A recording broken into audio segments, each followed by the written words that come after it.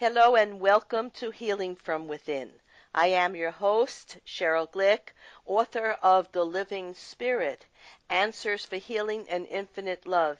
And joining me today is Dr. David Braun, author of OOLA for Women, offering his 7 key areas of life to have less stress, more purpose, and to reveal the greatness within you.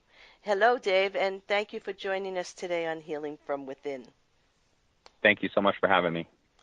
You know, Dave, as listeners of this show are well aware, my guests and I seek to share intimate experiences and insights into the challenges and the opportunities that life offers us and how we may begin to pay attention to both our physical and inner spiritual needs so we may improve and create better health, prosperity, and return to our natural state of well-being, which is happiness and well-being, health and joy, moving past the fears and restrictions of our own ego-based or fearful thinking processes. In today's episode of Healing from Within, Troy, who sets goals, finds balance and growth in the key areas of life, which, as we know, are always changing, and so must our thinking and ways to approach personal growth, health, and happiness. We will discover the 7 F's of his OOLA, that's OOLA, interesting to hear, interesting to see on paper, his OOLA plan for finding balance in an unbalanced world. Dave, I always love to ask my guests to think back to their childhood and remember a person, a place, an event, a value that they may have held that may have been the precursor to the adult they became and the work and lifestyle that is valued now. So think back to an earlier time. I mean, when you say that, I initially think of I grew up in North Dakota, small family farm. All my family were immigrants, and we grew up hardworking family. And I instantly think of my grandparents from both sides, my mom and dad, sitting around this table that they made out in a field, and we would work all day on the farm. And they surprised us with a picnic. And they came out, and it was my dad's family, my mom's family, all sitting together at this table and just eating. And I remember that so well because my grandparents had such a huge influence on me because they're hardworking. They're prime examples of a great marriage, loving each other, happy music, always strong with, like you talked about, not living in fear, but living in like faith. Very, very strong in that, and very just strong people in all the stuff they went through.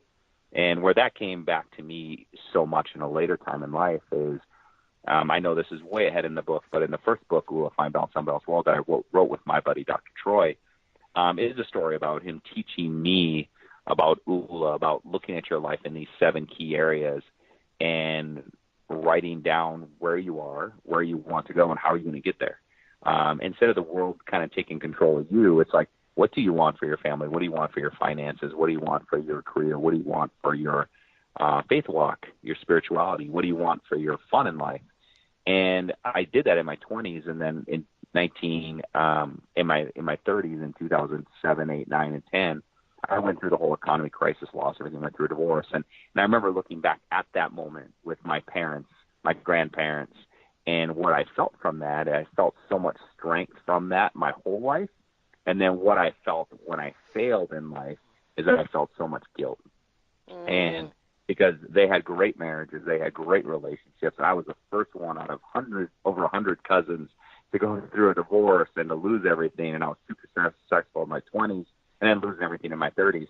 And so what was a great strength for me had turned in my 30s to be almost a hindrance because I felt guilty from it. But then once I pushed through that, then I looked back at the same thing as all the struggles you go through. You can use them to hold you back or push you forward. So by far, I mean, that was the first time we've had hundreds, maybe thousands of interviews, and no one has asked me that question. So thank you so much for bringing that up. Dave, I am certainly glad that I asked you that question because for the first time in all the shows that I've done, and I've asked that question to many people, You answered the way I have always felt about my grandparents who were immigrants. I grew up in New York, and my parents, and the strength that I had in our a simple lifestyle, but our drive for education and to do well and to serve other people. And I felt like you described it so beautifully, just like I feel it and have always felt it. And when I talk to my cousins, I always tell them we were so very fortunate to be in a family that had such integrity and love for this country and love for hard work and love for education. And it's a great gift that we have shared, you and I. And I'm so glad you just described it that way for our listeners to know, because parents today are responsible also to offer their children that kind of solid foundation for well-being so that they can make appropriate choices during the hard times of their life, because every life has a give and take and a flow, and we can't be there is no perfection, so therefore we have to be able to accept ourselves as loving individuals and teach our children the same thing, and that's what you just expressed to me. But tell us how you and Troy Amdahl, you describe him as the seeker. You're the seeker, and he was the guru, and how you came to write OOLA for women. And actually, I don't think it's only for women. I think it's a book with a philosophy for all people to find who they are and ways that they can enjoy life in a purposeful way. So, how did you get together? Yeah, that's there's like three or four questions in there. The thing you talked Answer about, answer them at any way you see I fit. will. There is interesting when you're talking about your family, like immigrants and higher, putting a lot of stress on like being happy, working hard, and higher education. That was my thing too. From my family is like I said, we grew up family farmers. We never grew up with much, but it was always like we will work hard so you can get educated. Mm, And when I was in my last year of my doctorate, I was asked we do a residency, and I said, I want to do an internship program, residency program. Someone's going to teach me how to be a good doctor and take care of patients, but I want to do it with someone who's really a good person and is going to teach me a lot about life. mm, Because coming from this small town and moving out to Minneapolis, a bigger city, through my education, I wanted to just really be with the right person. And they said, hey, there's this guy, and this is Dr. Troy.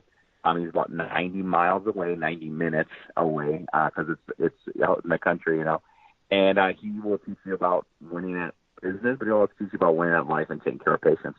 And that's exactly what it was. I went down there from that last year of my doctorate, met Dr. Troy, worked with him for a year, became good friends with him, and then at my graduation, he said, I want to invite you into a group of guys that work on what we call our OOLA. And I had no idea what it meant at the time. And he said, just trust me on this. We're going to work on our OOLA.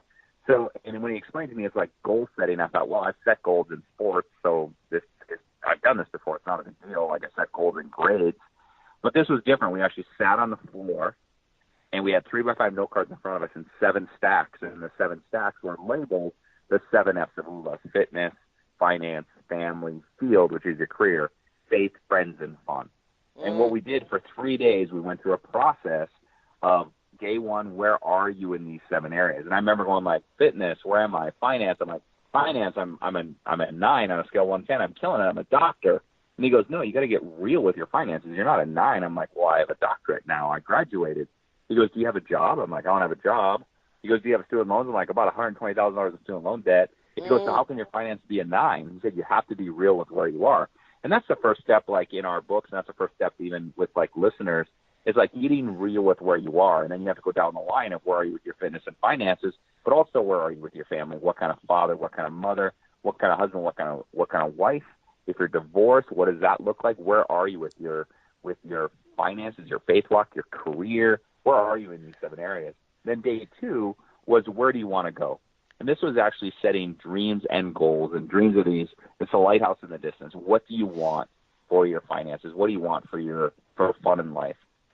And then he would take that down a step and say, okay, now you know what your ultimate goal is for your family and your career.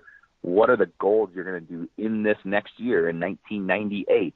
What are the goals you are going to set that you can accomplish that'll move your finances towards that lighthouse, towards that dream? It'll move your career. It'll move your family life towards that. And then the day 3 was all the to-do steps we were going to go through in the next year to find success. And long story short, I found success in 1998, 1999, married, kids, career, kind of everything I wanted in my life. I was in shape, working out. And then 2008, 9, and 10 happened. And 2010, I was bankrupt, divorced, living in a motel. I got in touch with Troy because I was living in a motel going through all this stuff. And at the same time, he was fully retired, had houses around the world, married 20-some years, and, supporting orphanages and just living his little life. So at that moment, we kind of joked that he's the little guru and I'm the little seeker, so I had to start over. And I said, if I get my life back on track, we need to tell the world about this process of OOLA. Mm-hmm. And as my life got better, 2012, 2013, we sat down and wrote our first book, OOLA, Fine Balance, Unbalanced World. And that book took off, an international bestseller.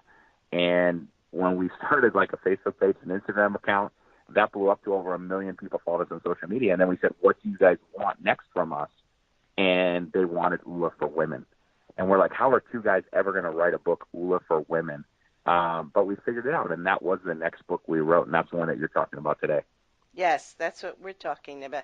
And also, I believe both of you have either had a lot of sisters or a lot of daughters. Is that so? So you've had a lot of connections to females.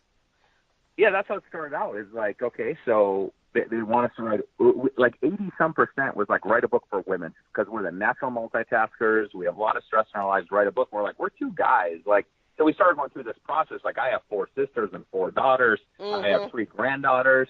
I'm like, okay, we started doing this, but we're like, we can't come across as like mansplaining. Just because I have daughters doesn't make me an expert in how women should balance their lives. Well, you know what? I see your book as having a philosophy and a practice and a way for the soul to emerge and people's life plans and destinies to be fulfilled and to live purposefully. And I see it for everyone.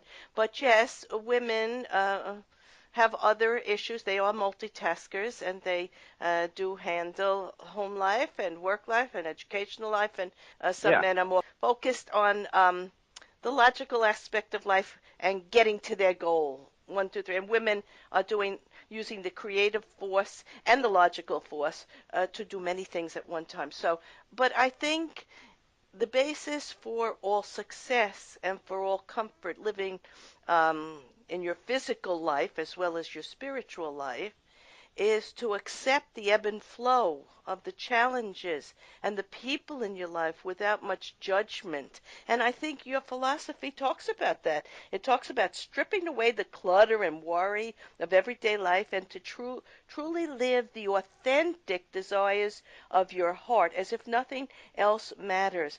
And you tell a story that about a woman that you met on the bus tour who stood out to you right away. And she was beautiful, about 35 years old. She was there with her husband and kids, and she was taking photos at the surf. Do you remember that story? Yeah, well, 100%. And this is... Go on with that story. That's a wonderful story. This is where you talk about destiny, right? And you talk about things happening for a reason. So Troy and I are challenged with writing a book for women, how we're going to do that. And we said the exact same things you said, like the principles of OOLA stay the same. So, whether you're trying to get out of debt or you're trying to work on a marriage or you're trying to work on a career, principles in OOLA are pretty much the same. You be you. You follow your destiny and you live with your life plan.